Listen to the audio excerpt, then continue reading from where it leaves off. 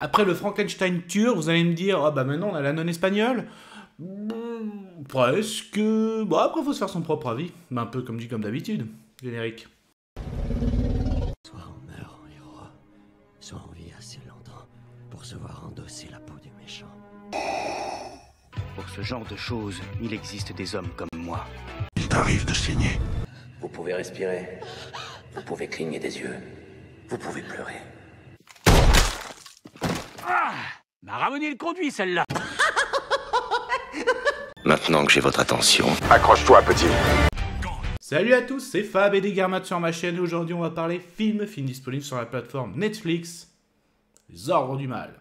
La vidéo sera faite en plusieurs parties, déjà le synopsis, de quoi parle ce film, ce que j'ai aimé et moins aimé sans spoiler, avec une petite conclusion. De quoi il parle ce film d'horreur ? Il était une fois une top. Alors du coup, ça commence tout de suite avec des images plutôt assez sympas où donc en Espagne, une petite fille apparemment a été témoin d'un miracle, elle aurait même vu la Vierge Marie et justement donc cette histoire a été connue dans l'Espagne et en plus cette personne est devenue nonne, bonne sœur quoi. Et donc elle va intégrer un couvent pour devenir prof, donc elle va devenir prof donc pour des jeunes filles.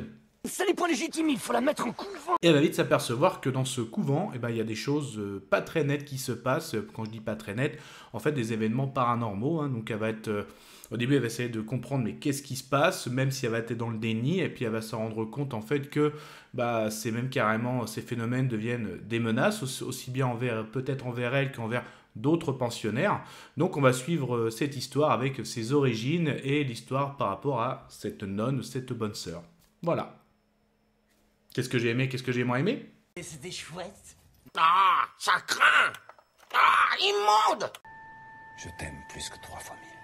Alors du coup, je l'avais dit un peu, le début déjà avec les images en noir et blanc, et puis l'ambiance, très très bonne, même quand on arrive dans le couvent, c'est très très bon. Donc franchement, l'ambiance est très sympa. Après, il y a un petit ventre mou quand même, ça baisse de niveau.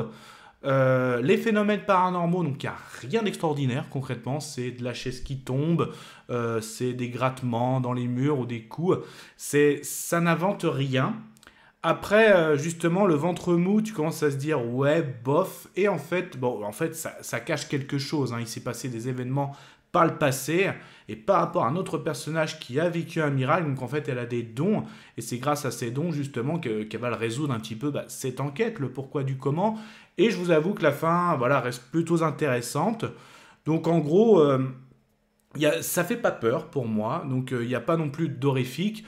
Alors oui, ça fait un peu des références, oui ça va vous faire penser à la nonne, je suis d'accord, un niveau en dessous, mais bon après, moi je dis que c'est en ce moment, en fait, grâce à notre plateforme, surtout à Netflix, je trouve, donc on est habitué depuis des années, que ce soit même à la télé, nos films de Noël, maintenant ils nous proposent nos films d'Halloween, donc les films de Noël, c'est ce que ça vaut. Là c'est pareil, c'est pas extraordinaire, c'est pas mauvais non plus, et ce film en fait partie pour moi. Voilà, donc un bon petit film de paranormal, bon, c'est vrai, le côté religieux, ça s'est vu, ok, mais bon, voilà, j'ai passé un bon petit moment, l'enquête reste intéressante, elle n'est pas mauvaise, mais elle n'est pas excellente non plus.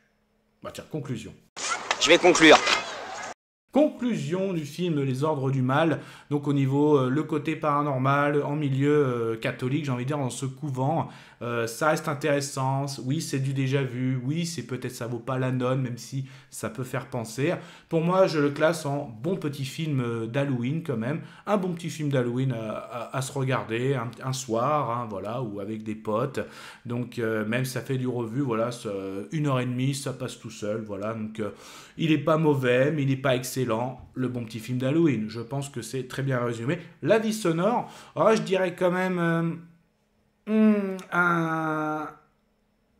Oh ça. Voilà, quand même, c'est pas extraordinaire, mais quand même un petit peu plus, quand même, ça aurait été pas mal. J'ai hésité quand même avec le hockey. Mais ça n'était que mon avis. Faites votre propre avis. À vous de juger. Et puis n'hésitez pas à vous promener sur la chaîne, donc il y a playlist horrifique, paranormal, du slasher, du zombie mort-vivant, du loup-garou, vampire, d'autres playlists, DC, Marvel, fantastique, science-fiction. En tout cas, prenez soin de vous, que ce soit devant plateforme de streaming, tout type d'écran, DVD, Blu-ray, toile de cinéma, VOD. Donc dans les commentaires justement, alors pour vous cette période d'Halloween, quel film ou série, ou peut-être même animation, vous avez regardé, vous avez aimé, vous me déconseillez, on peut en discuter dans les commentaires.